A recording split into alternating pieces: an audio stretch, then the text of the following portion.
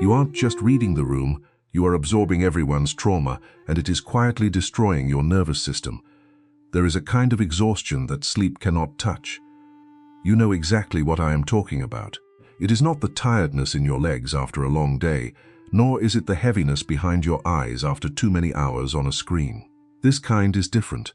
It lives somewhere deeper.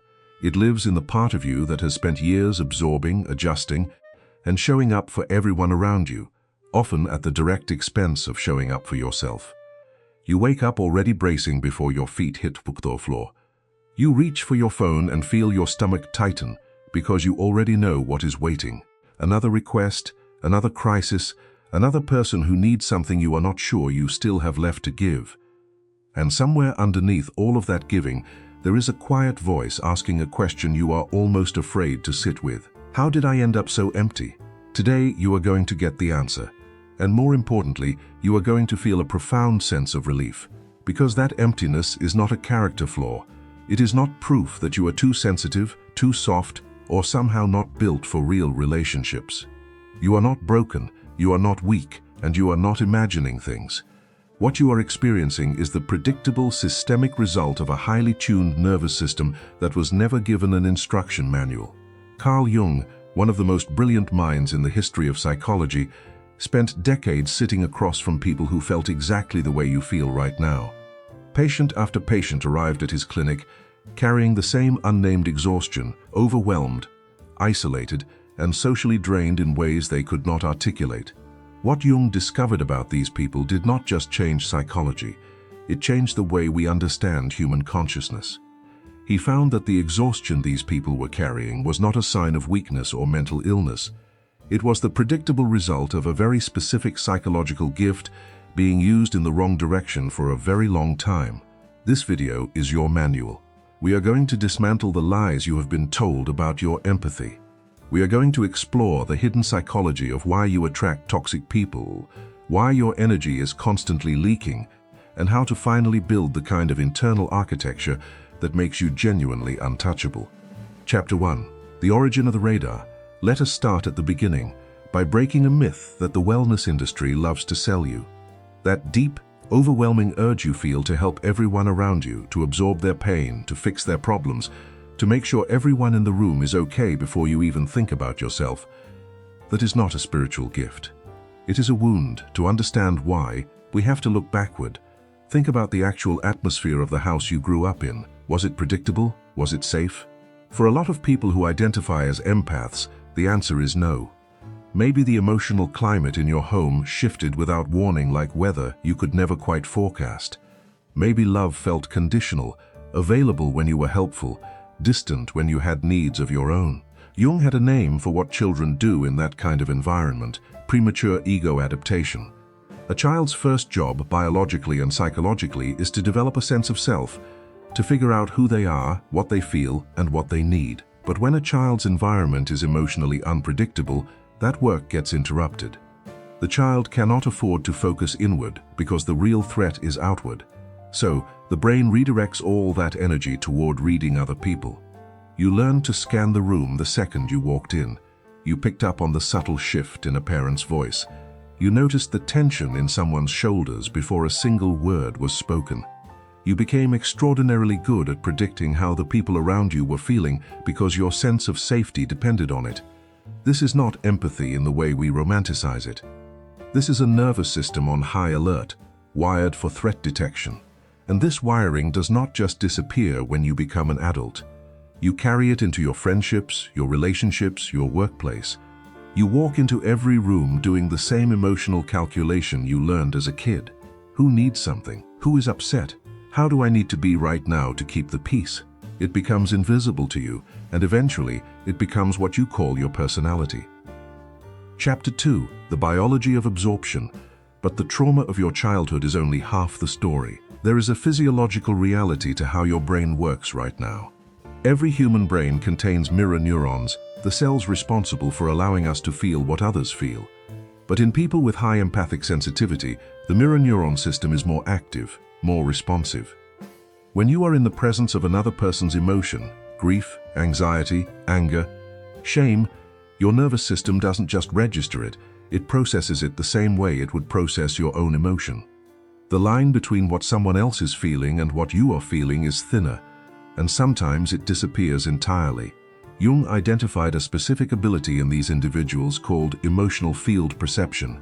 You walk into a space, and before a single word is spoken, you feel the tension. You are reading what Jung called the psychological atmosphere of a space, the collective emotional field created when multiple people's inner states overlap. The ability itself is not the problem. The problem is what you do with the information. Because you lack a framework for this, your default assumption is that every feeling that arises inside you belongs to you. So you walk into that heavy room, you feel the weight, and instead of recognizing that you have just walked into someone else's emotional storm, you internalize it. You take it on. You walk through your entire day collecting other people's anxiety, grief, irritability, and fear, and you carry all of it in your own body. By evening, you are exhausted and emotionally raw, and you have no idea why. Jung called this absorption instead of perception. He described it using a simple comparison. When you look at a tree, you perceive the tree, you do not become the tree. You take in the visual information and you continue being yourself. Emotional field perception should work exactly the same way, but instead, you engage in energetic resonance without boundaries. You synchronize with whoever is nearby. Research on compassion fatigue shows that consistently absorbing other people's emotional distress without adequate recovery doesn't just make you tired. It rewires the way your brain processes stress. It reduces your nervous system's ability to return to calm. Over time, people who chronically give without boundaries begin to carry an ambient anxiety that follows them everywhere. The accumulated weight of 100 unspoken needs, 100 moments of swallowing your own truth, 100 times you chose someone else over yourself. Chapter 3. The Wounded Healer and False Responsibility. Why do you keep doing this? Why do you keep stepping into the line of fire to manage other people's emotions? Jung studied what he called the wounded healer archetype. These are people who are magnetically drawn to those who are suffering, who feel most alive when they are needed, who organize their schedules, their relationships, and their sense of purpose entirely around the act of helping others. What Jung found over and over again was that this compulsion was almost never about the other person. It was about the helper. When your sense of value is built on being needed, you will unconsciously seek out people who need you. When your identity is rooted in being the one who holds everything together, you will surround yourself with people who are falling apart. And there is an even deeper trap hidden in this dynamic. Empaths don't just feel other people's pain, they understand it. They can often see with remarkable clarity where someone's behavior comes from. You see the fear underneath the anger, the wound underneath the cruelty, the child underneath the adult, who learn to protect themselves by hurting others first. That understanding creates a belief that becomes a prison. You start to believe, if I understand why they are the way they are, if I can see the wound underneath the behavior, then maybe with enough patience, enough love, enough consistency, I can be the person who finally helps them heal. That belief is not naivety, it is hope, but it is a very particular kind of hope that makes leaving feel like abandonment. How do you leave someone you understand? Here is the truth that empaths need to hear directly. Understanding someone's pain does not make them safe to be close to. Seeing where someone's behavior comes from does not reduce the impact of that behavior on you. Your depth of insight is not a contract. You did not agree, by virtue of being able to see someone's wound, to become the person who heals it. The shadow belongs to each person, and each person has to do the work of facing it themselves. No amount of your love, your patience, or your sacrifice will do that work for them. Chapter 4. The Predators Who Hunt the Open Door. This brings us to the darkest consequence of unchecked empathy. When you build your entire identity around being agreeable, around being low maintenance, around never making waves, you send out a very specific signal to the world. That signal says, I will not push back. I will absorb whatever you give me. You can treat me however you want and I will still be here. Certain people have a very finely tuned radar for this specific signal, and they find it extraordinarily attractive. Narcissists, manipulators, and emotional vampires don't target you because you are weak. They target you because you have what they need: presence, attentiveness, and the capacity to really see another person. Then, almost methodically, they figure out how to turn those very qualities into leverage. Your compassion becomes their access point. Your patience becomes their permission. A narcissist needs someone who will consistently put another person's needs above their own, who will tolerate behavior that others would not, who will find reasons to stay when every signal says leave. An empath will do all of that until the moment something changes. These manipulative people survive on mirroring. In the early stages, they study you, learn what you value, and reflect back the partner you have always wanted. But empaths don't just read actions, they read energy. And over time, as the mask slips, the empath starts to feel a hollow emptiness behind the presence. Like a stage set that looks like a house but has nothing behind the walls, but instead of leaving, you deploy the Fawn response. When conflict arises, you don't push back or hold your line. You de-escalate, you soften, you ask what you might have done differently. Fawning feels like kindness, like empathy, like the mature, generous thing to do. But underneath, you are learning that your own discomfort and your own needs are less important than maintaining the other person's equilibrium. You are training yourself to put yourself last, and you are training the relationship to function in a way where your well-being is never the priority. To a manipulator watching from the other side, this is extraordinarily useful information. It tells them that conflict is a tool that can be used to reset power. It tells them that if things get uncomfortable enough, you will move to make it comfortable again, and you will absorb more than your share of the responsibility for what went wrong. Conflict stops being a process of mutual accountability and becomes a mechanism for shifting blame. And through it all, they use the ultimate weapon, guilt. Before healing, guilt was basically a remote control for your behavior. All anyone had to do was express disappointment, act hurt, or say, "I just thought you cared about me," and you would fold. You couldn't stand being the reason someone felt pain, so you'd collapse your boundaries to prove you were still a good person. You became an unconscious container for other people's rejected emotions. The narcissist's shame, the emotional vampire's insecurity, the manipulator's self-loathing. All of it got quietly transferred to you. You absorbed it without realizing it, and then wondered why you felt so heavy all the time. Chapter 5. The Hollow Moment and the Shadow. But this arrangement cannot last forever. At some point, the drive toward psychological wholeness, what Jung called the individuation imperative, pushes back. It doesn't push back gently. Most people recognize it as burnout, but it is a deeper exhaustion. A bone-deep fatigue with your own life. A feeling that you cannot fake caring anymore. Suddenly, the friend who calls at midnight with their drama does not feel like someone who needs you. They feel like someone draining you.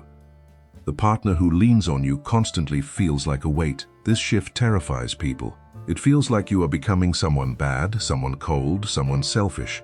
But Jung had a completely different interpretation of this moment. He said this crisis is not a failure, it is an emergence. Your authentic self, the self that got buried under all that caretaking, is finally fighting its way to the surface. Your psyche is not breaking down. It is breaking open. To understand what is breaking open, we must look at the shadow. Every human being has a shadow, the collection of parts of yourself that got pushed underground because they were not acceptable in your environment. For most people, the shadow contains anger, jealousy, or ambition. But for people who grew up in emotionally chaotic households, the shadow contains something far more basic, healthy selfishness. The kind of selfishness that says, "My needs matter, my feelings are real, I have the right to want things for myself, I am allowed to say no." That got buried because, early on, you learned that your needs created problems. When you were sad, it was inconvenient. When you wanted something, it caused tension. So you adapted. You made yourself small and useful. When you hit the breaking point, the shadow begins to leak. This is the hollow moment. It is not reactive. It is a quiet, settled knowing. You realize that the relationship was only functioning because you were carrying it single-handedly. You realize you have been performing a role, and somewhere behind that version of you is another one that is tired in a way that has no obvious source. You start to ask the terrifying question that your entire relational life was built to avoid. Who am I when no one needs me? What am I worth when I am not being useful? Chapter 6. Sacred Selfishness and the Great Rewiring. When you begin to confront these questions, the healing process officially starts. Jung called the next necessary step sacred selfishness. when people hear that phrase, they flinch. We are taught that caring about yourself comes at the expense of caring about others. Jung rejected that completely. He argued that a healthy human being has a strong ego, a stable, grounded, clearly defined sense of self, a reliable inner compass that tells you what you actually feel, what you actually need, and what is actually yours to carry. Without that, you cannot have real relationships. You can only have enmeshment, a blurring of boundaries where you lose yourself inside other people's emotional worlds and call it love. Sacred selfishness means taking your own development, your own well-being, and your own psychological health as seriously as you take everyone else's. It means recognizing that the person who gives from a depleted self is not more virtuous than the person who gives from a full one. They are just less honest. Practically, this means developing what Jung called need legitimacy. Your needs are as valid as anyone else's, not more valid, not less valid, equal. You are allowed to be tired. You are allowed to not want to talk. You are allowed to have a bad day and not have to manage anyone else's reaction to that. You are allowed to want things for yourself without having to earn that right by first taking care of everyone around you. It also means developing emotional sovereignty. This is the recognition that you are not responsible for how other people feel. You did not cause their emotions, you cannot fix their emotions, and it is not your job to prevent them from having emotions that are uncomfortable. When you take responsibility for another adult's emotional state, you are not helping them. You are preventing them from developing their own emotional resources. As you start practicing this, you undergo a massive neurological and psychological rewiring. You begin to develop guilt immunity. You still have a conscience and feel remorse when you've genuinely done something wrong, but you become immune to guilt manufactured by someone else to control you. When someone pushes back on a boundary, you feel the old reflex of guilt, but you pause. You realize, this person isn't hurt because I did something wrong. They're uncomfortable because I stopped doing something that benefited them. You recognize that the intensity of someone's reaction to your boundary is often directly proportional to how much they were benefiting from you not having one. People who love you do not hold your needs hostage. People who genuinely care about you do not punish you for having a nervous system. Chapter 7. The Sovereign Empath. As you integrate your shadow and stop performing endless caretaking, the way you use your empathic abilities changes entirely. You transition from an unintegrated, exhausted empath to what Jung described as a sovereign empath. Before the transformation, your emotional boundaries were non-existent. You organized your behavior around managing other people's emotional states at the direct expense of your own. After the transformation, you can still feel what other people feel, but you have developed an observing ego, a part of consciousness that can witness the emotional absorption happening and choose whether to allow it or to maintain your own center. You move from being lived by your empathy to consciously directing it. You stop treating your abilities as a rescue mandate and start using them as a protection mechanism. Emotional field perception exists so you can navigate environments wisely. Unconscious pattern recognition exists so you can protect yourself from unsafe people. Shadow detection exists so you can make clear-eyed decisions about who to let close. When you feel the urge to merge with everyone's emotional state, you practice conscious return. After an interaction where you held space for someone, you take a few slow breaths and you say quietly to yourself, that was theirs and this is mine. You visualize their emotional energy returning to them and yours returning to you. From the outside, this transformation can look like coldness. People who knew the old version of you might say, you've changed, you've become selfish. What they really mean is, you stopped accepting a deal that was never fair to begin with. The relationships that required your constant self-betrayal to maintain were never relationships worth having. The people who threatened to leave if you ever said no were never really there to begin with. You do not owe anyone a return to the version of yourself that was willing to be used. The version that absorbed pain without complaint. The version that kept quiet, stayed small, and gave everything while quietly falling apart. An empath who has reached this level of integration is the most dangerous thing a manipulative person will ever encounter. When you finally see the relationship for what it is, you leave in a way that is complete. You do not leave screaming or in chaos. You leave with a steady voice and a dignity that comes from having finally chosen yourself. You do not need a confession from the narcissist. You do not need them to validate your experience because you have finally validated it yourself. You do not hate them because hatred is still a bond. You simply detach. You have processed the experience so completely that the other person simply no longer holds power in your nervous system. And you do not just leave the person, you leave the wound. You rewrite the patterns that made you accessible to this dynamic in the first place. Conclusion: the return to yourself. When you stop shrinking yourself to keep everyone else comfortable, when you stop bleeding for people who aren't wounded, something remarkable happens. You do not become less loving. You do not become a cold, unfeeling robot. Jung's evidence, drawn from decades of clinical observation, says clearly that integrated empaths do not become less kind. They become more precisely kind. They become balanced warriors, capable of extraordinary gentleness with the people who have earned it, and equally capable of clear, firm, unambiguous self-protection against the people who have not. You start helping people from a place of overflow, not emptiness.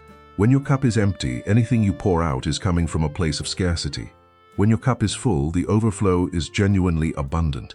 There is no resentment in it, no hidden cost, no part of you keeping score. You begin to walk into rooms as your full self, not aggressively, not arrogantly, but completely, without editing, without preemptively making yourself less to spare anyone's feelings. You no longer need to be the one who saves the day, because you realize that your presence alone is enough. You realize that a world full of empaths who have burned themselves to the ground trying to manage everyone else's psychological reality is not actually a more compassionate world.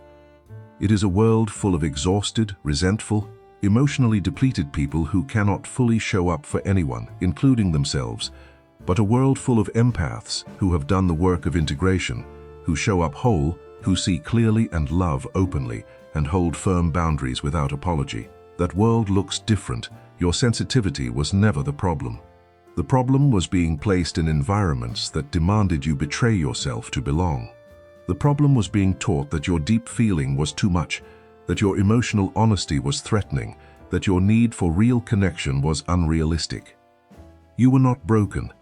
You were responding appropriately to a context that was asking something of you that no one should ever have to give. The exhaustion you feel right now is the end of the old pattern. It is the psychic death of the false self that survived by being useful. What comes next is the birth of the real you, a self that does not need to absorb the pain of the room to prove its worth. A self that can feel the tragedy of the world, hold space for the people it loves, and still go to sleep at night in perfect, unbroken peace. You are not too sensitive for this world. You are too aware to keep pretending you do not know what you know. Stop abandoning yourself. Stop managing the room. Stop carrying what was never yours. The moment you choose to be sovereign over your own energy, everything changes. Your abilities were never meant to drain you. They were meant to guide you. It is time to let them.